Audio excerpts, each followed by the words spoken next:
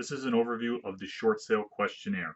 This form is designed to give us the information that we need to compare your situation with your lender's guidelines when it comes to them reviewing you for a short sale, so we can determine in advance if there's going to be any issues that need to be addressed. So as much information as you can fill in as possible will be extremely helpful. At the beginning here, it's just generic information, your property address, who your realtor is, and their contact information in case we don't already know who that is. Seller's information, we've got enough here for up to 3 people that may be on title. Email address is extremely helpful. It's very efficient for us to communicate with you that way. It may be necessary for us to send you forms that the bank may require. And the system that we use also allows us to put your information in there so that when we make a note for ourselves on the file, you also get a copy of that so you're always up to date. We will need your full social security number because the lender asks for that information when we call in to confirm that we actually have authorization. Your phone number to contact you, and then mailing address if it's different than the property address so that we know that. We need to know if the homeowner or the homeowner's spouse is active duty military or has been in the last 12 months. That's a question that the lender asks us for.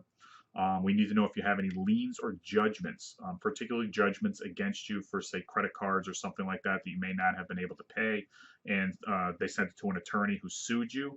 Once they got a judgment, there would have been required payments for you to make weekly, typically. If you're not making those payments, it's very likely that they put a lien, a judgment lien on the property, which is something else that needs to be addressed in order for you to sell. So we need to know that information. So here we put your mortgage information, first mortgage, loan number, second mortgage or home equity line of credit. There's room here for 3. Any other liens or judgments that you know that are on the property, we need that information.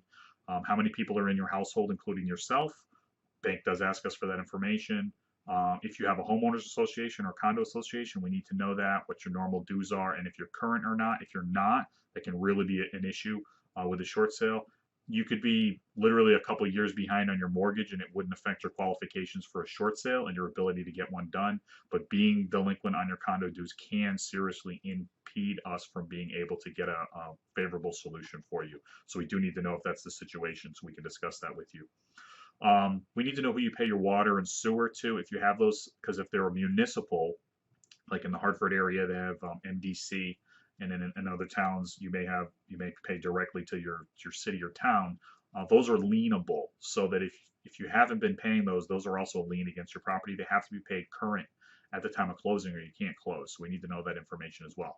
If you have something like Connecticut Water, that's not lienable because it's a private company. So that's the information that we're looking for here. Do you own any other real estate? Yes or no, and then explain. Do you have rental properties, a second home, whatever? Was the first mortgage on your property originated prior to January 1st, 2009? That makes a difference if your loan is eligible for the Home Affordable Foreclosure Alternative Program. Is your property owner occupied? If not, was it ever owner occupied, and when was the last date that it was owner occupied? That's very important if you have an FHA loan. Is the property rented? Is it vacant? Are the utilities on? Have you filed bankruptcy? If so, who was the attorney? How long ago did you file? Or do you know if your mortgage was included and you're no longer liable for it? If you had judgments against you and there was liens on the property, do you know if those were removed? Because it's not automatically done in the bankruptcy. They have to get an order avoiding liens, which is an extra step for your bankruptcy attorney. Oftentimes they will not take that extra step, and they won't even mention it to you that it's needed.